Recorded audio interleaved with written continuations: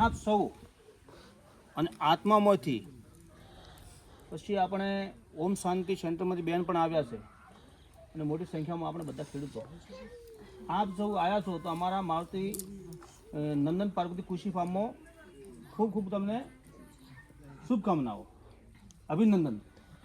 હવે સાહેબે પાર્વતી ખેતી વિશે ઘણું બધું સમજાવ્યું.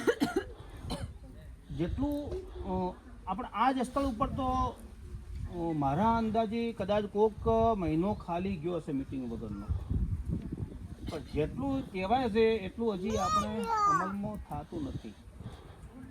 એમાં ખાસ થોડું ધ્યાન રાખો ને આપણે ખર્ચના ભયડામાંથી બહાર નીકળો. આપણી ધરતી માતા દુઃખી થાય છે, આપણે ઝેર આપે છે. જેટલું ઝેર આપણે એગ્રોમાંથી લાવીને આપણા ખેતરમાં નાખો છો અને આપણા ખેતર દ્વારા આપણા ઉપજ કરેલી પ્રોડક્ટ દ્વારા અનાજ પકેલું હોય એના દ્વારા આપણા ખોરાક તરીકે આપણા શરીરમાં જાય છે, આપણા પેટમાં જાય છે.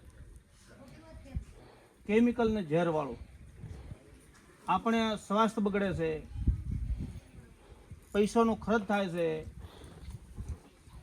દિવસે ને દિવસે જમીન બંજર બનતી જાય છે,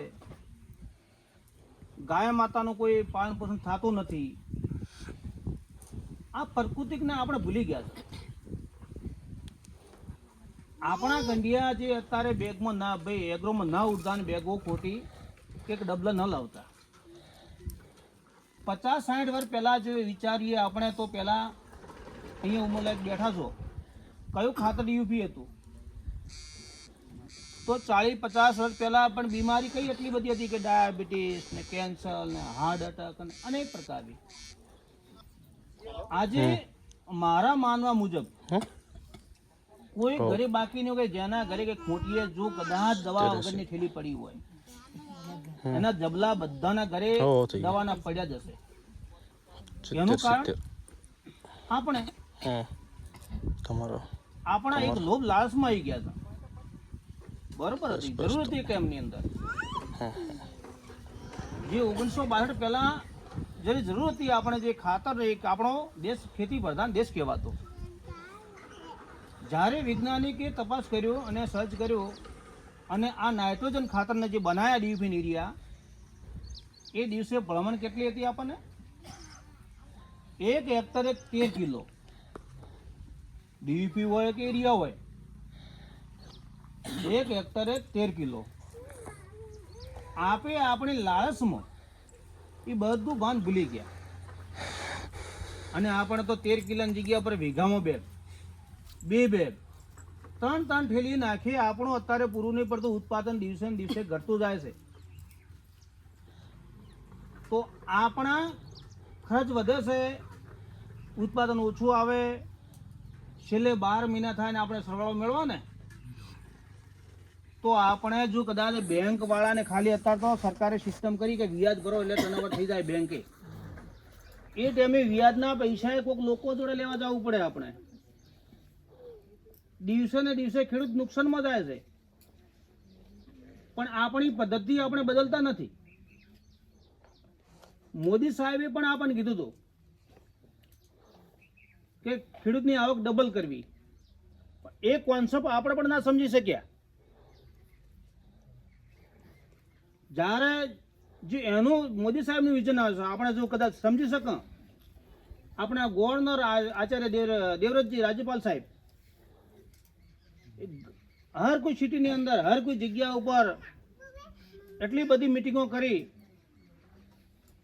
એમની પ્રેરણાથી પણ આપણે જો ખેતી કરીએ તો પણ આપણો ખેતીનો ખર્ચ ઘટે. ખેતીનો ખર્ચ ઘટશે, જમીન માતા સુધરશે. આપણી માતા ગાય માતા પણ આપણે પાળીશું.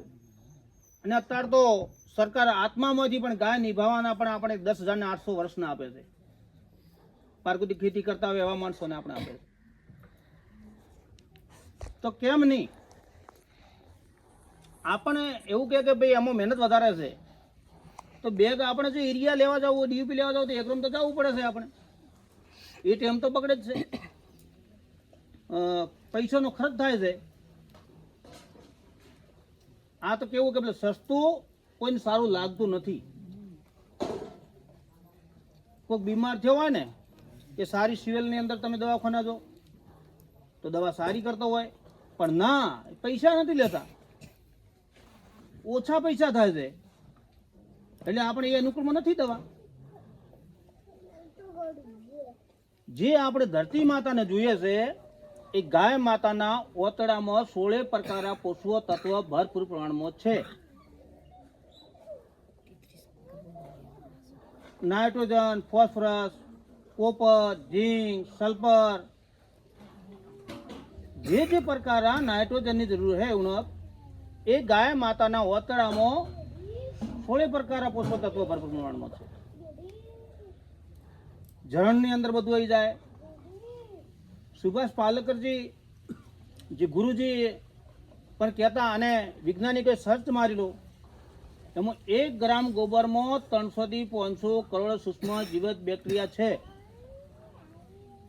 આપણા ખેતીમાં, આપણા ધરતી માતામાં આપણે નાઇટ્રોજન, પેલા વચ્ચે તો પેલું મમરી વાળું શું કહેવાતું આપણે ફોરટ, અલગ અલગ દવાઓ પેસ્ટિસાઇડ નાખી અને આપણા સાથી મિત્રો અળસિયા જે જમીનમાં રહેલા સૂક્ષ્મ જીવિત બેક્ટેરિયા આપણા દવાના કારણે આપણે ખતમ કરી નાખેલા છે.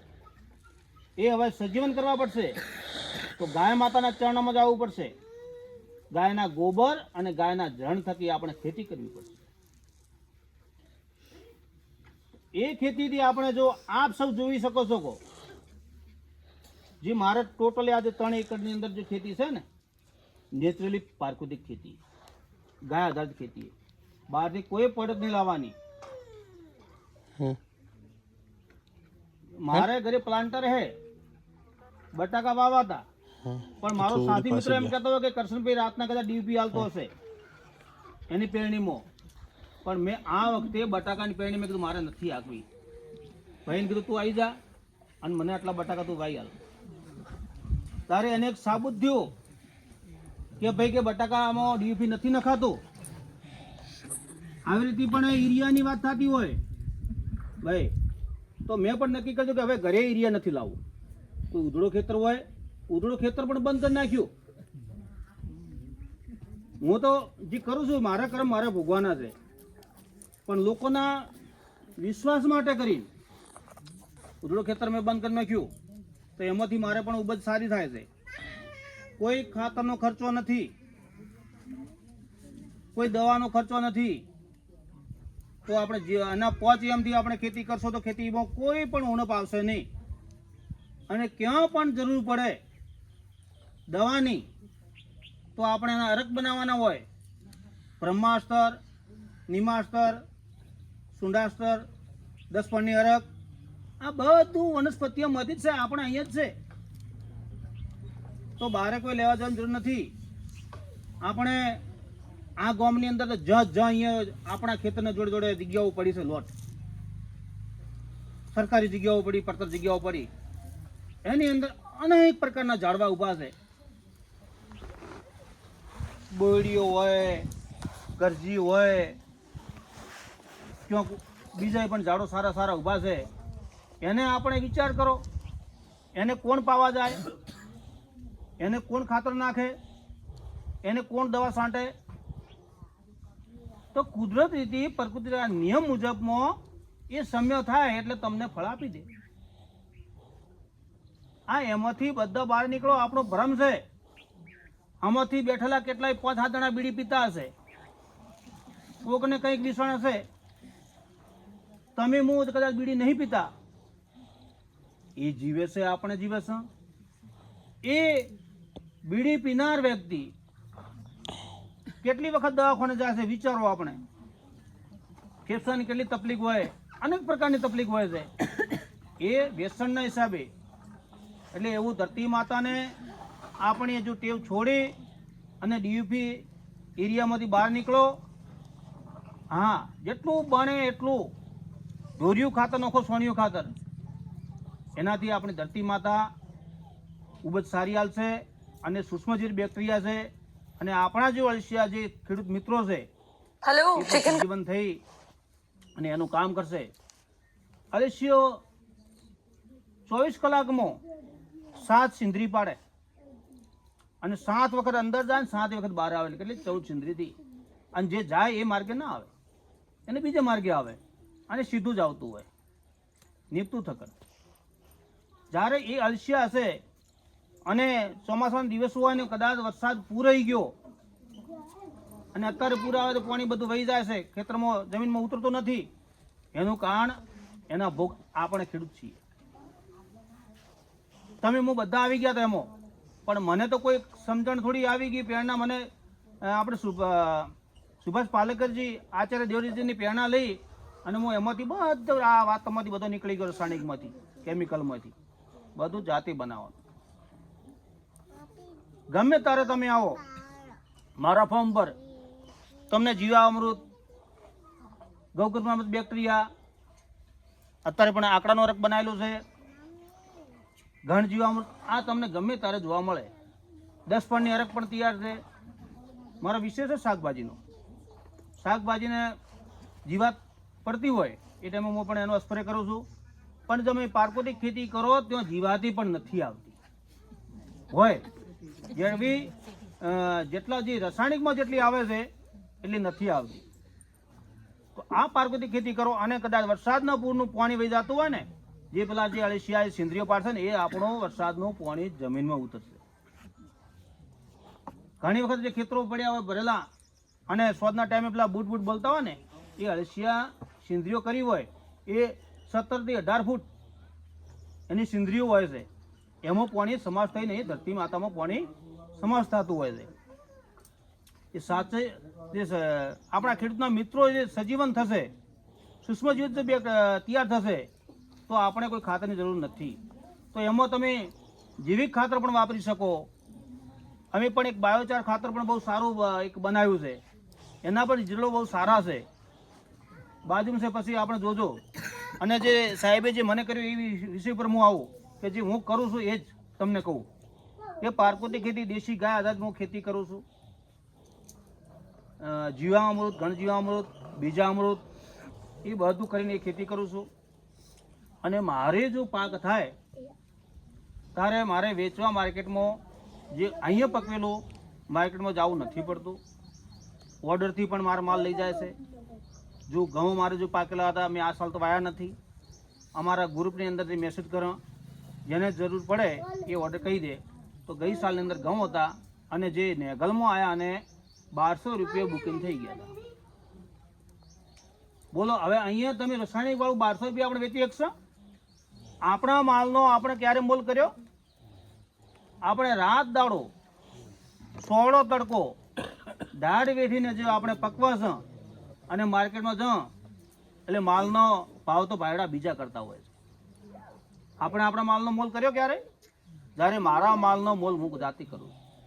કેમ કે ઝેર મુક્ત છે ભાઈ. અને કોઈને એવું સંખ્યા વધુ હોય તો મારો માલ ગમે ત્યારે હું તમને આપીને લેબોરેટરી કરાવજો, જમીનનો ટેસ્ટ કરાવજો. હું મારી જમીન પણ આપીશ તમને. જેને જો કદાચ વહેમ ને ભ્રમ હોય તો એ તમે ટેસ્ટ કરજો. એની અંદર કંઈ પણ જો વધારે આવે તો મારા પાસેથી 4 ગણા રૂપિયા લઈ જવાના, નકર તમે પછી મને હાલજો.